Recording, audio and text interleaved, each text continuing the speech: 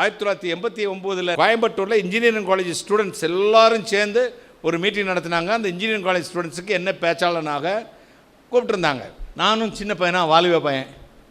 அப்போ பேசிட்டு இன்னும் பேசின உடனே பயங்கரமாக கைதட்டினாங்க. இப்படி சிரித்தாங்க. நமக்கு எப்போவுமே கைதட்டும் போது பெருமை வந்துடும் பார்த்தீங்களா. நிதானம் இழந்து விடுவோம். அதனால தான் வேதம் சொல்லுது, உலகம் உங்களை புகழும் பொழுது உங்களுக்கு ஐயோ. புகழ்ந்த உடனே நான் இப்போ பிரசங்கத்தை முடிச்சுட்டு பேசாமல் காரில் ஏறி வீட்டுக்கு போயிருக்கணும். ஏதாவது சந்தேகம் இருந்தாலும் எனக்கிட்ட கேட்கலாம். நான் பெரிய பண்டிட் பெர்னாட் ஷா. நானே பைபிளில் அறகுறேங்க, உலகத்துலேயும் அறகுறேன். இப்போ தான் அவங்க வயசில் நான் வந்திருக்கேன், சொல்லிட்டேன். அப்போவுமே பசங்க ஒரு மாதிரி பார்த்தானுங்க. அப்போவுமே நான் நினைச்சிட்டு ஓடி போயிருக்க வேண்டாம். ஒருத்தர் எந்திரிச்சான், அண்ணே அப்படின்னா, என்னப்பா நீங்கள் பிரசங்கம் பண்ணீங்களே, எல்லாம் கடவுள் தான் உண்டாக்குனாருன்னு, எல்லாம் கடவுள் தான் உண்டாக்குனாரா அப்படின்னு கேட்டான். நான் தான் பிரசங்கியராச்சு, பக்திமான் ஆயிட்டேன். எல்லாம் கடவுள் தான் உண்டாக்கினார் அப்படின்னு. அப்படியானே, என்ன யோசித்து சொல்லுங்க அப்படின்னா.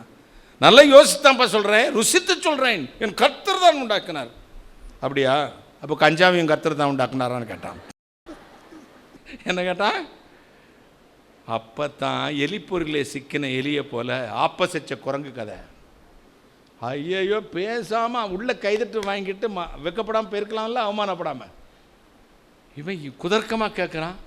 அப்போ முழித்தேன். ஆமாப்பா, யோசித்து சொன்னேன். ஆமாம், கர்த்தர் தான் உண்டா. அப்புறம் ஏன் குடிக்கக்கூடாதுன்றீங்க? அப்புறத்துக்கு சிகரெட்டு குடிக்கக்கூடாதுன்றீங்க? அப்புறத்துக்கு தண்ணி அடிக்கக்கூடாதுன்றீங்க? எல்லாம் கர்த்தர் தானே உண்டாக்குறாரு. கர்த்தர் தான் உண்டாக்குனார் தம்பி. தலை தொங்குது.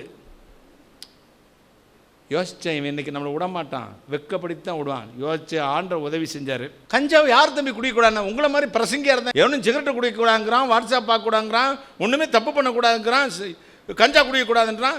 ஏன் சொல்கிறாங்க அப்படிங்க? அவன்லாம் லூசு பிரசங்கியாக தான் இருப்பான். நான் சொல்கிறேன், நல்லா கஞ்சா குடி, நல்லா சிகரெட்டை குடி, நல்லா தண்ணி அடி. என்னானே எல்லாம் அவனுக்கு கைதட்டாங்க. சூப்பர் பிரசங்கியாக இருக்காரு நம்ம ஆளு போலுக்கானு. சரிப்பா, கஞ்சாவையும் குடி, அடுத்த நிமிஷம் 4 அரளி கொட்டையும் தின்னு அப்படின்னாங்க. கஞ்சாவையும் கர்த்தர் தான் உண்டாக்குனாரு, அரளி கொட்டையையும் கர்த்தர் தான் உண்டாக்குனாரு.